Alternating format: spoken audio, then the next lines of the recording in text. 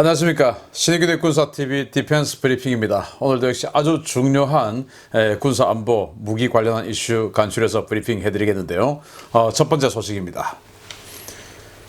중국이 미국의 항모를 겨냥한 차세대 극초음속 타격무기 뚱펑 17을 남동부 해안지역에 집중 배치하고 있다는 소식입니다. 과연 미 항모 킬러가 될 수 있을지 지켜봐야 하겠습니다. 중국이 미국의 항모 타격을 위해 개발한 극초음속 활공탄두 탑재 미사일 뚱펑 17을 최근 남동부 군사기지에 집중적으로 배치하고 있다고 사우스차이나 모닝포스트가 10월 18일 보도했습니다. 사우스차이나 모닝포스트는 중국군이 남동부 기지의 뚱펑 15와 뚱펑 11 등 노후 탄도미사일을 뚱펑 17로 교체하고 있다 라면서 이 미사일은 사거리가 2500km로 기존 미사일보다 사거리와 정밀도 모두 크게 앞서는 최신형이다 라고 전했습니다. 중국은 동풍 ZF로 알려진 이 미사일의 시험 비행 단계에서 이 미사일의 속도가 마 10에 달한다고 주장했지만 미군은 탄도탄 추적 자산을 통해 획득한 데이터를 바탕으로 이 미사일의 속도가 마하 5 수준이라고 평가하고 있습니다. 이 미사일은 핵탄두를 탑재할 수 있으며 지상 발사는 물론 최신형 H-6N 폭격기 기체 하단에도 탑재되는데요. 유사시에 미국의 항모를 타격하기 위한 일명 항모 킬러로 쓰기 위해 개발된 것으로 알려졌습니다. 중국은 2010년대 초반 항모 킬러로 뚱펑 21D 대함 탄도미사일을 개발해 배치했지만 현실적으로는 미 항모 타격이 불가능하다는 지적을 받아왔었는데요.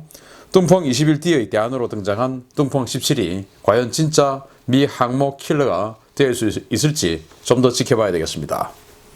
중국이 A2AD 전략, 제1도련선, 제2도련선 전략 뭐 이런 것들을 통해서 첫 번째 이 일본의 큐슈섬 이 지역부터 시작해서 오키나와, 대만 그리고 필리핀 그렇게 해서 남중국해 일원으로 이어지는 이 섬들의 연속선 이걸 제1도련선이라 하고 여기의 제해권을 장악해서 미군이 이쪽으로 들어오지 못하는 이 전략을 세운다. 이게 제1도련선, 제2도련선 그리고 이제 A2AD 전략이에요. 두 번째 단계에서는 일본 그 도쿄 즉 요코스카에서부터 시작해서 미드웨이, 괌 이 지역으로 이어지는 서태평양 전역에 이르는 제해권을 가진다. 그래서 미군을 이 괌 이 동지역으로 쫓아낸다. 이게 이제 최종 목표거든요. 이걸 하려고 하면 이제 미국의 항모를 타격해야 되죠. 그래서 중국이 뚱펑 21D라는 걸 만들었습니다. 탄도미사일인데 그냥 뭐 우리가 알고 있는 그런 일반적으로 생긴 탄도미사일인데 여기에다가 유도장치와 탐지장비 이런 것들을 아주 어마어마한 걸 집어넣어서 이 탄도미사일이 내려꽂히면서 이동하고 있는 항공모함을 따라가서 때린다. 이제 이렇게 주장을 했는데 전 세계 과학자들이 그게 말이 되냐. 무슨 능력으로 그걸 중국이 탄도미사일을 갖다가 그 정도로 정밀하게 유도를 할 수 있단 말이냐. 탄도미사일은 그런 게 아니잖아. 이제 이렇게 해서 그게 과연 될까? 이제 이런 의구심이 있어 왔었는데 중국이 뚱펑 21D를 실전 배치했다라고 한지 뭐 몇 년 안 돼서 이 뚱펑 17을 또 개발했어요.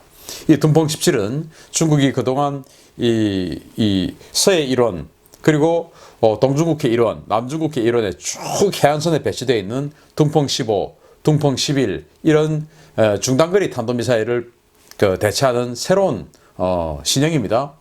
뚱펑 15 같은 경우는 사거리가 최소 600에서 최대 900km 정도 되는 고체 연료 탄도미사일이고 뚱펑 11 같은 경우는 사거리가 600km예요. 그러니까 우리나라나 북한 같은 이런 작은 국가들에게는 이것도 중거리 미사일이다 이렇게 할 수 있지만 사실은 이제 이 큰 어떤 그 글로벌 시각에서 보면 단거리 미사일이죠. 그래서 이걸 가지고 있는데 이 단거리 미사일들을 해안선에 쭉 배치를 해놓고 있는 건 뭐냐? 바로 미국의 함대 그리고 미국의 항공모함을 때리고 미국의 상륙함들이 들어오는 것을 막아내고 이제 이런 용도고 이 서해 일원에 있는 것은 이제 한반도 그들이 말하는 2차 항미 원조 전쟁 우리로 치면은 이제 2차 한국 전쟁 2차 6.25가 발생을 하면 미군 증원 전력들이 들어오고 미군의 항공모함이 서해로 들어오고 동해로 들어가고 이런 미군 항모를 때리기 위해서 이제 만들어 놓았고, 우리 한국에 있는 주요 기지들 타격하기 위해서 단거리 탄도미사일 쫙 도배를 해놨었어요. 그게 이제 600발 정도 되죠. 이런 것들을 이제 신형으로 이렇게 만드는데, 이게 극초음속 미사일이다. 그러면서 군함도 때릴 수 있다. 이동하는 물체를 때릴 수 있다. 이렇게 이야기를 하는 거예요. 보시다시피 여기에 탄도 부분이 납작합니다. 그래서 웨이브 글라이딩, 즉 물수제비 뜨듯이 이렇게, 우리 이제 어릴 때 그 냇가에서 납작한 돌 가지고 이렇게 탁 그 옆으로 사이드암으로 던지면 물수제비 뜨지 않습니까? 그래서 야, 나는 뭐 3번 튀었어, 나는 10번 튀었어, 이래가지고 친구들하고 내기도 하고 했는데, 그 물수제비 뜨려고 하면은 동그란 돌 가지고 던지면 그냥 꽂혀버리죠, 물속으로. 그래서 일부러 조약돌을 납작한 돌 찾지 않습니까? 마찬가지예요. 그래서 이것도 공기 중에서 물수제비, 웨이브 글라이딩 하려고 하면은 여기 이제 마치 우리가 시냇물을 튕기듯이 납작한 이 부분이 있어야 돼요. 그래서 탄두를 이렇게 납작하게 압축을 해놨습니다. 이 형상은 바로 웨이브 글라이딩, 즉 물수제비 뜨겠다 이거죠. 이제 공기 수제비가 되겠죠. 그래서 이렇게 해서 그 효과는 뭐냐? 이 어떤 불특정하게 이런 변칙 비행을 하기 때문에 요격 미사일들이 예상 지점을 딱 장악해놓고 여기다가 날려보내서 거기서부터 이제 추적을 하게 되는데, 이렇게 뭐 날려보냈더니 갑자기 또 웨이브 글라이딩 해버렸어. 이렇게 되니까 이제 요격을 힘들게 만들기 위해서 이렇게 웨이브 글라이딩을 시키는데, 러시아의 지르콘 같은 경우는 이렇게 웨이브 글라이딩을 하면서도 마 8에서 마 10 정도의 속도를 낸다고 그래요. 그런데 이제 중국 같은 경우는 이 둥펑 17 같은 경우에 속도가 마 10이다 라고 주장을 해왔는데, 이걸 이제 시범 테스트를 할 때 미국의 정보 자산들이 딱 들여다보니까 이게 마하 10이 아니고 마하 5 정도 되더라. 그래서 뭐 극초음속 미사일까지는 극자 붙이기는 좀 뭐한 거 아니냐, 이제 이렇게 하기도 하는데, 어쨌든 마하 5도 속도가 상당히 빠른 것이죠. 그러면서 이제 우려스러운 것은 정확도가 수십 미터 단위의 오차범위더라. 이거는 이제 굉장히 정확한 거죠. 왜냐, 항공모함 길이 330m 이 정도 되니까 수십 미터 단위의 오차범위로 이제 들어가면 진짜로 이제 항공모함 때릴 수가 있죠. 문제는 이제 항공모함과 항공모함을 에워싸고 있는 호위 이지스함, 이 호위 전력들이 이 웨이브 글라이딩 변칙 비행을 하는, 그렇지만 속도는 마하 5 정도로 상대적으로 느린 이 미사일을 요격해 낼 수 있느냐 없느냐, 이제 이건데, 어쨌든 중국이 둥펑 21은 이제 안 되는 거고, 이렇게 해서 둥펑 17로 다 바꾸었다. 그런데 이건 이제 기사에, 사우스차이나 모닝포스트에 나온 기사고, 제가 또 저희 사무실에서 따로 오신트 정보를 통해서 분석한 것에 따르면 H6N 폭격기에 이 미사일을 달고 있는 것을 확인을 했습니다. 그래서 중국이 H6K 폭격기 공군에서 가지고 있는데, 여기에 이제 YJ-12 초음속 미사일 6발 장착하지 않습니까? 그런데 그와 별개로 해군에서 그걸 더 개량해서 H6N 폭격기를 가지는데, 여기에 이 한 발을 장착하고 있는 사진을 몇 개를 발견한 거예요. 그래서 이 중국 해군이 독자적으로 폭격기를 가지면서 이 둥펑 17을 대함 극초음속 탄도 미사일로 사용한다라고 보고, 아무튼 뭐 미국의 함대, 또 미국의 함대와 더불어서 우리 대한민국의 함대에도 상당히 위협적인 존재인 것만은 분명합니다. 그래서 우리가 이 MD 시스템 진짜로 빨리 업그레이드 해야 된다 라는 그런 심각한 경보를 드리고 싶은데요. 두 번째 소식입니다. 이 와중에 우리 한국 방산업체 정말 희한한 주장하고 나옵니다. 대한민국의 국가안보를 위해 방위산업을 하는 것인지, 업체 이익을 위해 방위사업을 하는 것인지 정말 모르겠습니다. 국내 유일의 완성기 제조기업 카이가 이제는 항모용 전투기까지 만들겠다고 나섰습니다. 10월 19일 국내 여러 언론에 이른바 KFX 네이비라는 명칭의 이상한 전투기 이름이 일제히 소개되었습니다. 이름을 밝히지 않은 업계 관계자, 또 누군지 모를 군사 전문가들의 발언을 빌어 쏟아져 나온 이 기사들은 KFX를 개조한 항모용 전투기 개발 당위성에 대한 내용으로 도배가 되어 있습니다. 이 기사들은 업계와 군사 전문가들에 따르면 예산이나 기술적 측면에서 KFX 네이비의 승산이 있다 라는 주장을 쏟아냈는데요. 그 근거로 F-35B의 가격 상승과 성능 부족을 거론하고 있습니다. 이 기사들은 KFX 네이비가 개발될 경우에 F-35B와 경쟁 구도가 될 것이라는 주장을 내면서 F-35B 가격이 크게 증가해서 전체 예산이 10조 원에 육박하게 될 것이므로 차라리 정규 항모를 건조하고 KFX를 개조한 KF-X 네이비를 탑재하는 것이 낫다라는 논리를 제시하고 있습니다.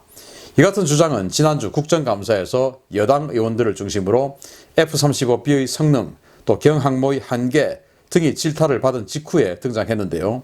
일각에서는 이런 여론몰이가 KF-X 네이비 개발을 위한 물밑 작업의 결과물이 아니냐라는 우려 섞인 분석도 내놓고 있습니다.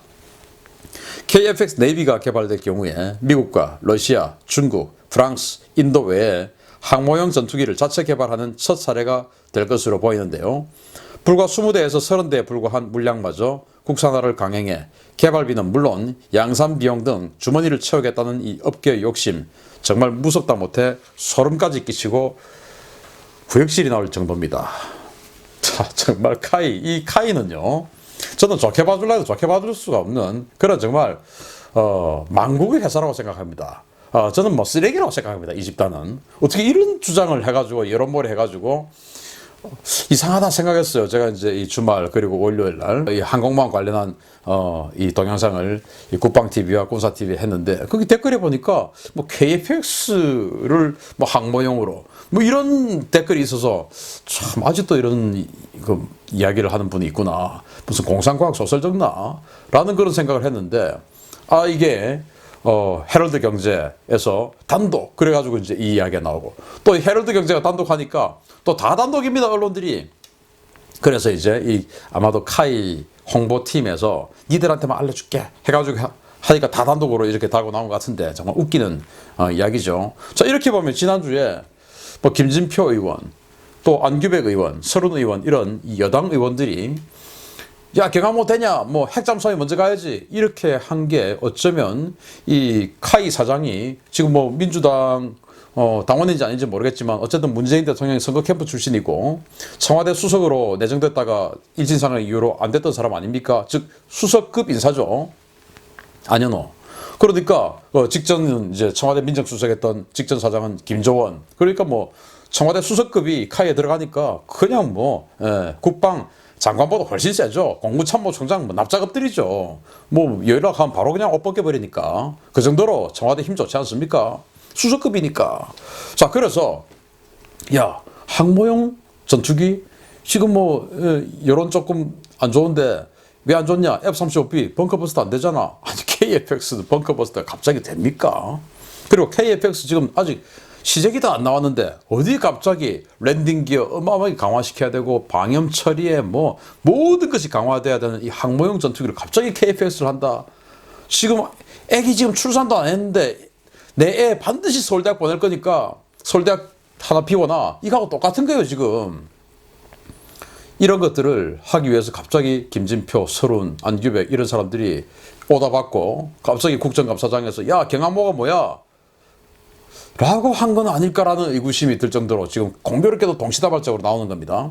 카이 홍보팀에서 갑자기 KF-X 네이비라는 거를 하루 사이에 들고 나온 건 아닐 거라고 생각해요. 정말 소름 끼치도록 무서운 작자들입니다. 자, 그러면 국산 전투기 개발하자는데 신인규 너 왜 그래? 저는요, 국산 전투기 좋습니다. 너무 좋죠, 국산 전투기 하면. 그러나 이것이 우리 안보에 긍정적인 영향이냐 부정적인 영향이냐, 저는 이것만 따지지 산업적인 영향, 경제적인 영향 이거를 제가 왜 따집니까? 예를 들어서 여러분들께서 이 KF-X를 옹호하는 KF-X 네이비를 옹호하는 분들이 계시다면, 예를 들어서 지금 인도가 자기네들 이 독자적인 항공모함 비크란트를 하면서 그게 들어가는 함재기로 F-18 슈퍼호넷을 하려고 했다가 이제 해군에서는 슈퍼호넷 사줘 라고 했는데 갑자기 인도 정부에서 아니야, 우리 국산해야 돼 라고 해서 테자스 네이비 만들어 라고 지금 결정했습니다. 그랬을 때 전 세계인이 비웃죠. 야, 테자스 하늘의 아준전차 아니냐. 참 인도 해군 항공모함 망하겠네 라고 다들 생각했죠. 똑같은 겁니다. 우리 KF-X가 테자스보다 낫다라고 누가 지금 확신할 수 있습니까? 또 테자스보다 낫다 손 치더라도 이게 지금 슈퍼 호넷보다 낫다라고 할 수 있습니까? 그런데 F-35하고 슈퍼 호넷하고 비교가 됩니까? 세대가 다른데. F-35B가 아무리 성능이 안 좋아도 이것보다 낫죠, 솔직히. 그건 뭐 두말하면 잔소리죠. 단지 F-35B가 할 수 없는 그 역할들이 우리 한국 전장에서 반드시 필요하다. 벙커버스터. 그리고 조기 경보기. 이제 이런 이야기를 하는데 갑자기 지금 이런 이야기 들고 나온 것은 일부러 여당 의원들 딱 없애가지고 딱 밀어가지고 이 KFX 네이비 개발할 때까지 시간 좀 벌자. 이거 아니겠습니까? 그래서 뭐 이 국산 이거 하자고 여러모리 하면 이 신인균이도 이거는 버티지 못해. 라는 이런 계산을 하고 하는 것 같은데 정말 대한민국 국방력 해병대 무장 헬기 해가지고 해병대 국방력 다 말아먹죠. 공군 KFX 가지고 공군 한정된 예산으로 하는데 공군 국방력 말아먹죠. 여기다가 이제 항공모함까지 또 이런 식으로 해서 항공모 이 해군 국방력까지 말아먹는 카이 빨리 민영화시켜서 여기에 청와대 수석급들이 이제는 더 이상 사장으로 가는 이런 일이 없도록 만들어서 이 카이는 정말 한화디펜스나 LIG 넥스원이나 현대중공업이나 이런 일반적인 방산업체처럼 알아서 독자 생존할 수 있는 이런 구조로 만들지 않으면 대한민국 국방력은 카이 때문에 완전히 그냥 나락으로 떨어질 것 같습니다. 이런 나쁜 놈들을 만나. 마치겠습니다. 감사합니다.